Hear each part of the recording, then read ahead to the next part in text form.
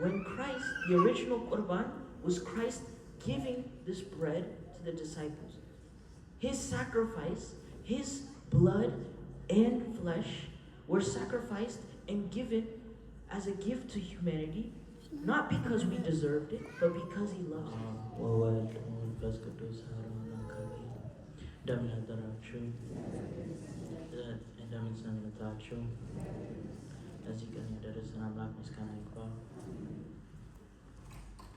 Greetings, Khanats, Diakonats, brothers, sisters. Christ has risen, and we have all been brought to learn and understand his messages. And today, we are going to be looking into one of the many stories that goes on between these 50 days. But before I go into that, I want to ask, what are some of the next coming holidays coming up? Paraklitos, and then we have Tzom Yahweh. You should know these things, they are coming up, and the reason why is Jesus taught the disciples in this period to prepare for them to teach all of humanity, to carry on the legacy of the church. But before they were able to go into and see the ascension, that is Irkat, to receive the miracle during Paracletos, and eventually we entering the Tzom, we have to first look at the teachings he gave them in John chapter 21. And you see, in these things, Jesus showed himself to the disciples at the Sea of Tiberias. And there were many disciples, Simon, Thomas, Nathanael, the sons of Zebedee, and 2 others. And Simon said to them, I'm going fishing. And they said to him, we are also going to go with you. They went out and immediately got into the boat, and that night they caught nothing. So first we have Christ has revealed himself multiple times, but at this present moment, he is not literally with them, at least to their own perception. And we see that when they are confused and lost, they go back to the mundane, where they go into fishing. And when they fish, all 7 of them come together, and they receive how many fish? How many fish, everyone? I didn't hear everybody. 0. I still didn't hear everybody. 0. How many fish did they receive? 0. 0. So together, these people have been fishermen for such a long time. And yet when they come into the nighttime, they received absolutely nothing. This is reminiscent of John chapter 15, where it says, Christ is saying, I am the vine, and you are the branches. For without me, you can do nothing. When they have casted their net onto the ocean, or the sea, they have received nothing because they are doing it without Christ. They are not able to receive the parishioners. They are not able to receive any fish into their nets. What I want to ask right now is, what do you think the fish represent?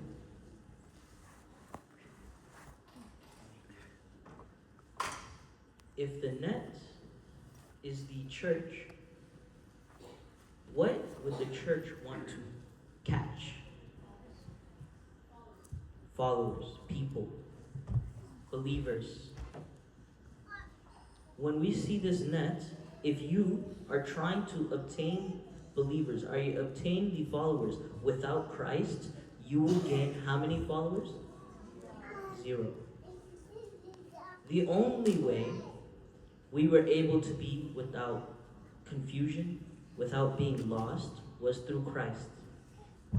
So, it continues and it said, when the morning came, Jesus stood on the shore. And the disciples did not know it was Jesus. Did they know? They did not know it was Jesus Christ. And Jesus said to them, "Children, have you any food?" And they answered him what? What did they answer him, guys? I didn't hear everybody. I still didn't hear everybody. So when Christ is on the shore, he first knows already what has happened. It's quite obvious that they received nothing. And he calls them his children. He says, "Children, for in Psalm, as a father pities his children, so the Lord pity those who fear him. For those who are without Christ, for those who do not receive the blessing, they are lost. They are starving. They are to be pitied." And so when he asks them, "Do you have any food?" he's asking for their honesty.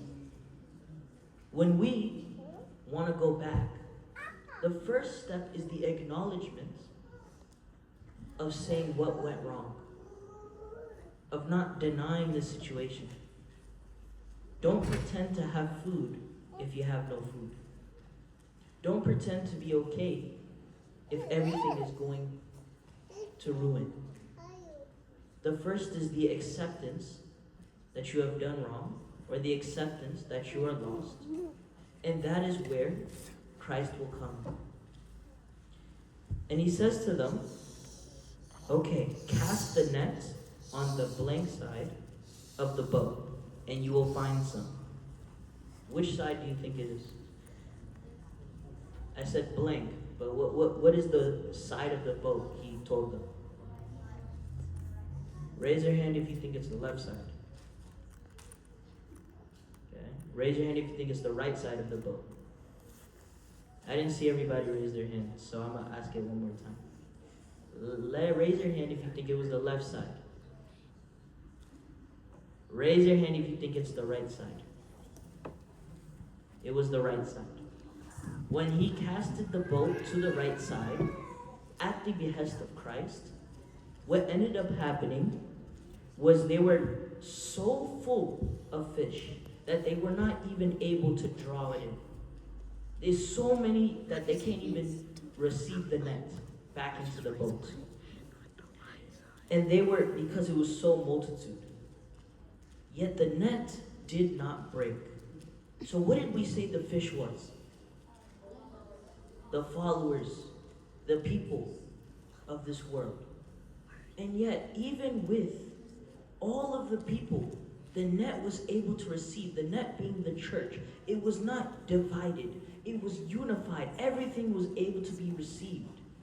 But it was only able to be received on which side? The right side. This is to show us that heaven will be accepted by everybody who is able to listen at the words of Christ. The ones who are able to understand what he has told us, what he has revealed to us. And as we say at the end of Judgment Day, those who inherit the kingdom will be on which side? The right side. And the church will never be divided. It will be united, and it will be able to handle all the believers that it needs. And so when Peter sees this, he actually says, "It is the Lord." He sees that this is Christ. And he put on his outer garments and plunged into the sea. He jumped off the boat and went to Christ. And the other disciples were just dragging the net with the fish. And when they set to the land, they saw the fish were laid upon it and bread a more. So Jesus Christ at this time already had some fish in the bread and some fiery coals. It was already been prepared. But he still continues and he says, "Bring some of the fish which you have just caught." He's telling them that even I have been provided for myself. I can provide anything, but I still want your heart. I still want your fruits of labor. Christ requests us to meet him wherever we are, whatever we bring, whether it is just our heart, whether it's one follower, whether it's 20 followers, whether it's 1,000,000, or whether it's just yourself. Christ asked for you to come to him. And so, every time you think you're far gone, you must go back to Christ. For he will provide for you. He will bring you the food that you need. He will bring you the warmth that you should feel. And he said to them, after they seen that this net had 153 fish, he said to them, come and eat. And yet none of the disciples asked, who are you? Because they knew it was the Lord. And he took the bread and gave it to them, and likewise the fish. What does this symbolize? What is an event where Christ gave the disciples bread? Sometimes this has happened before. Okay? What did you guys just take? Or some of you? Korban. When Christ, the original Korban, was Christ giving this bread to the disciples.